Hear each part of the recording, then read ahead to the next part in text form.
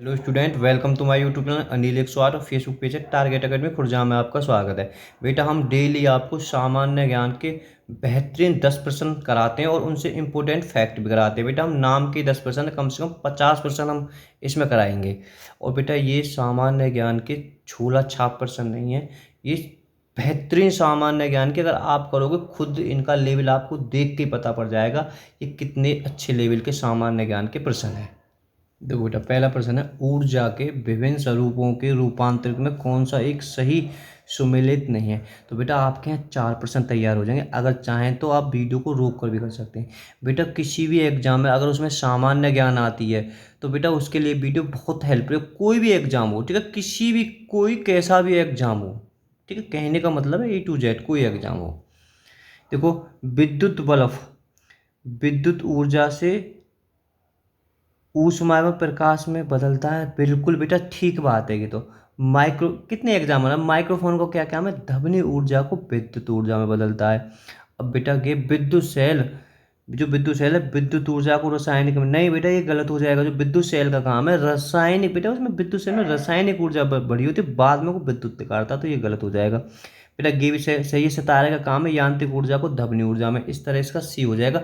इसे भी आप नोट कर सकते हो। बेटा विद्युत सेल का क्या काम है, रासायनिक ऊर्जा को विद्युत ऊर्जा में बदलता है। विद्युत बल्ब का तो आप पता ही होगी भाई, विद्युत ऊर्जा से ऊष्मा में बदलेगा या प्रकाश में बदलेगा। माइक्रोफोन आप नोट कर लेना। एक बेटा यहाँ एक एग्जाम में ये बहुत आता है, डायनोमा क्या करता है, यांत्रिक ऊर्जा को विद्युत ऊर्जा में बदलता है। मोमबत्ती क्या करती है, रासायनिक ऊर्जा को बेटा प्रकाश ऊर्जा में बदलती है। भाई सीधी बात है, मोमबत्ती है गई वो। एक विद्युत मोटर है, विद्युत मोटर क्या करती है, विद्युत ऊर्जा को यांत्रिक ऊर्जा में बदलती है। देखो बेटा, निम्न में से कौन सा कथन असत्य है। देखो, जड़त्व का नियम सर्वप्रथम गैलोरी ने दिया था। आप कंफ्यूज मत हो जाना, बहुत एग्जाम में आया जड़त्व का नियम सर्वप्रथम, ठीक है, सर्वप्रथम गैलोरी ने दिया था। ठीक है, हम बेशक इस जड़त्व न्यूटन की प्रथम नियम भी कह देते हैं, तो इसमें ठीक है नियम ये गैलोरी ने दिया था। हाइड्रोमीटर पिलवन के सिद्धांत पर कार्य करता। बेटा जबरदस्त है, हाइड्रोमीटर पिलवन के सिद्धांत पर कार्य करता है। देखो बेटा, भारतीय वैज्ञानिक आर्यभट्ट ने न्यूटन से पूर्व ही बता दिया था कि सभी वस्तुएं पृथ्वी की ओर आकर्षित करती। गलत बात है, ठीक है, तो हम इसे थोड़ा सा इसके बारे में जानेंगे फैक्ट। ग्रहों की गति के नियम केपलर ने पृथ्वी, बेटा मैंने जन कितने एग्जामों में रिपीट के सीधे एक क्वेश्चन वनडे में आता है। ग्रहों की गति के नियम किसने दिए थे, केपलर ने। सौरमंडल की खोज किसने की थी, बेटा वो सौरमंडल की खोज थी। बेटा यहाँ ठीक है, तो वहाँ कंफ्यूज मत हो जाना आप इस प्रश्न में।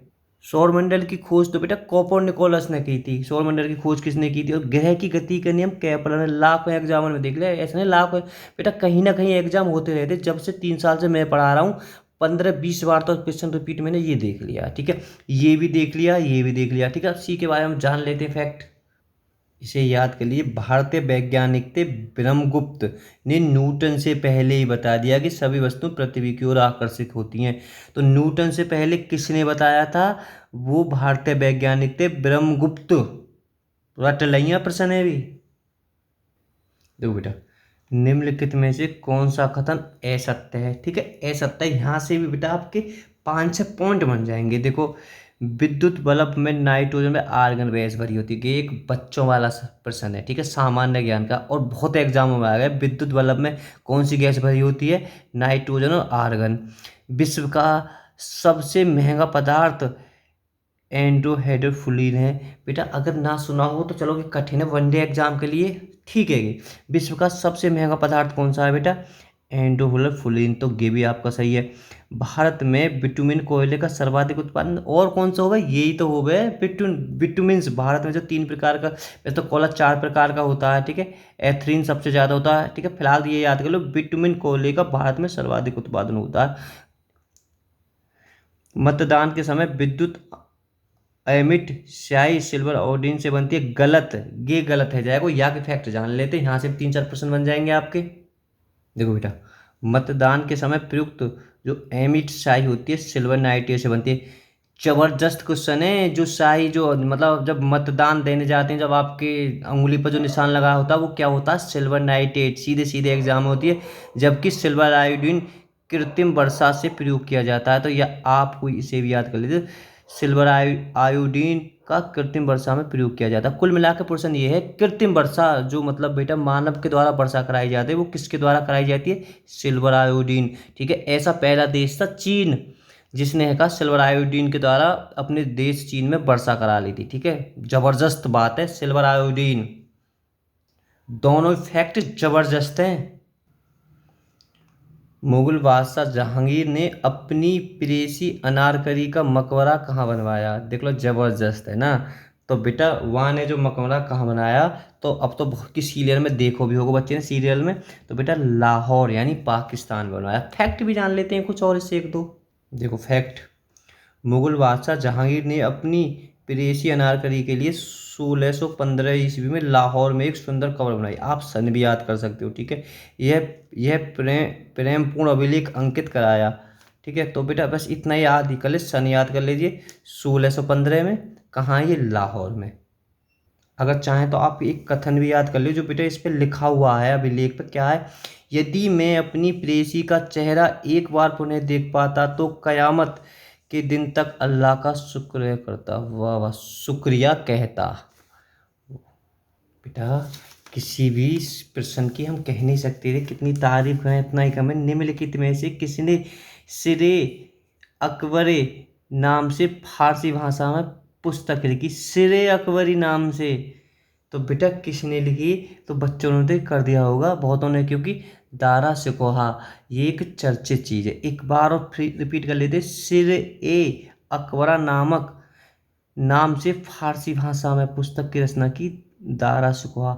बेटा ऐसे भी प्रश्न बन सकता है, दारा सिकोहा किस भाषा में, यानी जो सिरे अकबर है ये किस भाषा में? ये फारसी भाषा में। ठीक है, और ये किस भाषा के कवि थे बेटा? ये फारसी भाषा के थे, दारा सिकोहा। अगर चाहें तो बेटा इसकी व्याख्या पढ़ सकते हैं। ठीक है बेटा, संत तुकाराम किस संप्रदाय से संबंधित थे? तो बेटा ये किससे थे? तो कुछ बच्चों ने तो कर भी दिया होगा, वरकरी संप्रदाय। ऐसा दुनिया का कोई नोट्स नहीं है जहाँ पर ये प्रश्न नहीं मिले। एक बार रिपीट फिर देख लीजिए, संत तुकाराम किस संप्रदाय से यानी संप्रदाय से बेटा वो संबंधित थे, तो किससे थे?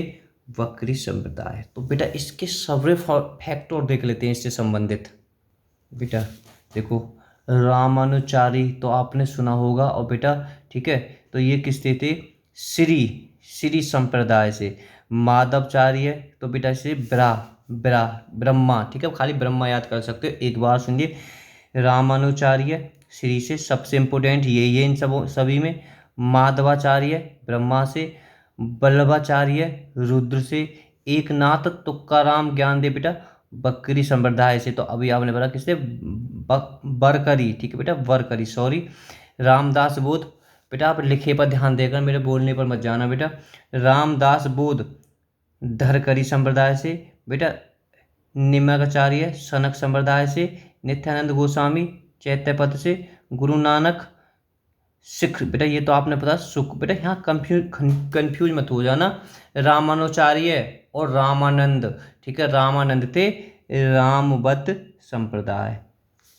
देखो बेटा ये भी बहुत जबरदस्त है, नित्यानंद। ठीक है, अभी ऐसे एनटीपीसी में भी 3 से 4 बार रिपीट हो गया था ये क्वेश्चन। नित्यानंद गोस्वामी चैतन्य पंथ संप्रदाय से संबंधित थे ये। परीक्षा बांध बेटा किस नदी पर बनाया गया है?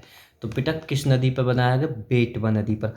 आप हमें कमेंट में बताएं कि परीक्षा बांध किस राज्य में बन रहा है। ठीक है, किन राज्यों में बन रहा है? तो बेटा बेतवा नदी। नेक्स्ट क्वेश्चन की ओर देखते हैं। फिलहाल तो ये नदी का नाम है, राज्य आप बताना कमेंट में। बेटा देखो, निम्नलिखित में से कौन सा सुमेलित नहीं है? तो बेटा यहाँ से भी आपके 4 प्रश्न तैयार हो जाएंगे। तो बेटा कौन सुमेलित नहीं है? तो हम सब पढ़ लेते हैं बेटा।